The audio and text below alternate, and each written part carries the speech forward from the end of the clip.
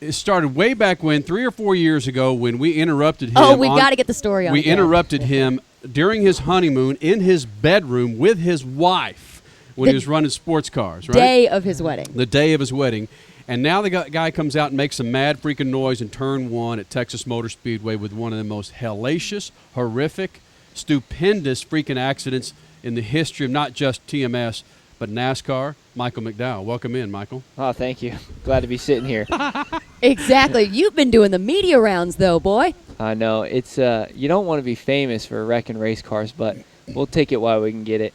And hopefully now people know who we are when we do go out there and get some race results as well. So. Well, what was it, Michael? Just you said the Jeff Burton argument back in Martinsville wasn't big enough, so you said, "Look, man, I'm gonna take this car and turn it over about 9 times to get some publicity for Aaron's." I wish I had thought about that and could take credit for something like that, but that wasn't the case at all. You know, I'm not really sure exactly what happened, and unfortunately, our car is tore up so bad we won't ever really know, but. You know, I watched the video a bunch of times. You know, I definitely was up in the oil dry. I think there was probably a fair amount of oil probably still up there right against the fence. But I'm not still certain that something else didn't happen there as well because our first lap, the car just wasn't right. And, you know, we were 5/10 off of where we were in practice, and everybody had pickups sometimes. So I don't really know what exactly happened, but I know the aftermath was pretty intense. I read where you said your eyes were open the entire time you were flipping in turn 1 here at Texas Motor Speedway. Yeah, you know, as soon as I got loose off the wall and corrected to the right, which, you know, in hindsight's always 20/20, I should have never done, but it happened so early, you know, your butt tells you to do what you're going to do, and that's what I did. And I knew it was going to be big, man. It didn't slow down at all. And I survived the first impact, and I knew that was going to be the worst one because I felt like I hit it pretty much head on.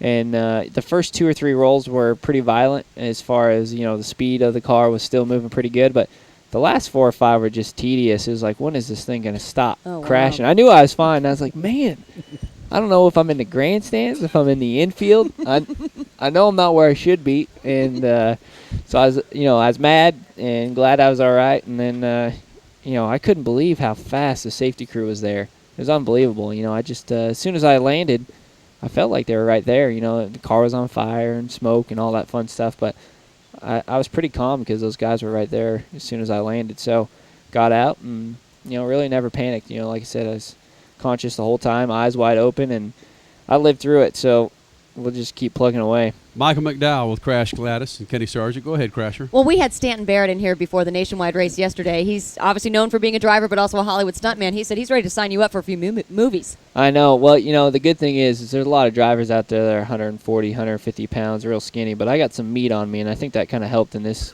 particular accident. So maybe you do not have some meat on you. You're just tall. Maybe some stunt driving's not a bad thing, you know. But we'll bounce back from this. You know, last week we got ourselves in trouble. This week we went out there and rolled the thing 12 times. So next week hopefully we'll go out there and win a race.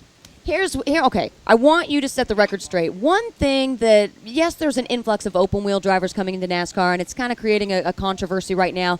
You've driven open-wheel. You've also driven sports cars. And a media person ticked me off the other day when you were given one of your press conferences, and this was before the crash, and she was talking about the Burton controversy, saying, do you think you deserve to be in the 00 car? And I thought, do your research, honey. He got second in ARCA points in the championship last year as a rookie. That's huge. That's all stock cars. You deserve to be in this seat, bar none. And I'm tired of people saying, he's just a little rookie that doesn't know. Dude, she was getting turkey neck, disco neck during that conversation. She's serious. It pisses me off. Well, you know, it's a whole different world as far as NASCAR, and you got to earn the respect of the drivers and the teams. They don't know who I am. But it goes back to Martinsville. We ran the top 20 all day on the lead lap, you know, against, you know, the best there is. So I think that proved that we belonged. Yes. And we'll prove again today. You know, we'll bounce back from this, and I think we got a good car, and we'll run up in the top 25, top 20, and then we'll go to Phoenix where we had a great test and, you know, challenge for, you know, top 10 result. Do you ever want to say, just look at my history? I always ran up front in sports cars. I got second in the ARCA championship last year. I always ran up front in open wheel. Do your homework before trying to criticize me. Well, I know all that stuff, and I'm okay with my ability. I know I can do it. So, you know, as far as everybody else goes, you know, it's just going to take a matter of time before they figure it out. And, you know, ARCA, you know, nobody gives a lot of respect to ARCA, and, you know, hopefully we'll change that this year by having good runs and say, hey, look, you know, you need to look at these guys because they can do the business. And, in the past, people that have moved from ARCA haven't quite made it, but they forget about all the guys that have, like Kurt Busch and Ryan Newman and, all these guys, champions, and they just forget that they went through ARCA. And the other thing I think people forget is that when we won races last year, we won against Hendrick, against Childress, against Ganassi, against Everham, and we were an ARCA team. We weren't a development team. We weren't a cup team. We didn't have a $25 million budget. We beat those guys every weekend on our own merit, and I think that that sometimes gets overlooked. Michael McDowell joins us here on Live 105.3, Crash Gladys, Kenny Sargent. We're in the Pimp Palace, middle of Texas Motor Speedway, your official Motor Speedway station. You saw our poll in here where it said Michael McDowell said Sprint Cup points leader Jeff Burton had a few words for rookie driver Michael McDowell after last Sunday's Martinsville race, that the kid, he needs to learn some manners or he is going to get taught. We asked the Freak Nation, what should McDowell do? What should McDowell do now? 17% say apologize to Burton.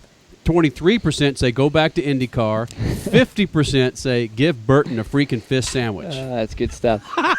Well, we've all been angry before, and I maybe should have given just a little bit of room in the last couple laps. I raced him pretty hard, but I had an opportunity to speak to him after the race, and he apologized for calling me out in media. He said he was just upset. He said he wasn't going to pass the 11 anyways, but he just had the opportunity to. And it was actually a good conversation. I learned a little bit from him, and he's a good guy. I mean, I'm definitely not going to throw him under the bus because he's won a lot of races and he's been in the sport a long time. So I got a lot to learn. But I was just racing hard. It was my first day out there, and we were running in the top 20. And at the time we were racing, we were the lucky dog. So I felt like I needed to keep running as hard as I could. So if the yellow came out, which I haven't been to Martinsville much, but I know yellows come out quite often. So, I didn't want to give anything up. And then when it got 10 to go and I knew I couldn't get the lucky dog, I gave those guys room, and I still got blasted. So I think it's tough to get out of the way at Martinsville. A place like this, if you're having a bad day and everybody's coming, you're going to get out of the way. It's too high speeds. You can't help but get out of the way. But at a place like Martinsville, you get up a lane high and you're in the marbles, and then you're spinning by yourself. So I think we did what we should have done. I think we maybe could have gave a little bit of room earlier on, but now we're here in Texas. We'll go to Phoenix. Yeah, you got the Gossage monster here, the Texas Motor Speedway, my friend. You're looking at me like, yeah, I know. Yeah. Well, he knows already. I know it. I learned Friday how fast you really go here. So, hey, man, thank you for dropping by. Thank you guys. Look, when you make Geraldo Rivera, you've made it. That's right. You were on Geraldo last night. Geraldo, and then we got the Today Show Monday morning. So awesome. I'm going to be famous for wrecking race cars, which isn't very cool. But just one. But hopefully we'll get famous for winning races and running good. So. But if you can drop the Freak Nation in there, we would appreciate it. Well, we'll drop the Aaron's Dream Machine in there as well. Yeah, would you? Yeah, absolutely. Michael McDowell joining Crash Gladys and Kenny Sargent on Live 105.3. Man, good luck to you. Thanks, guys.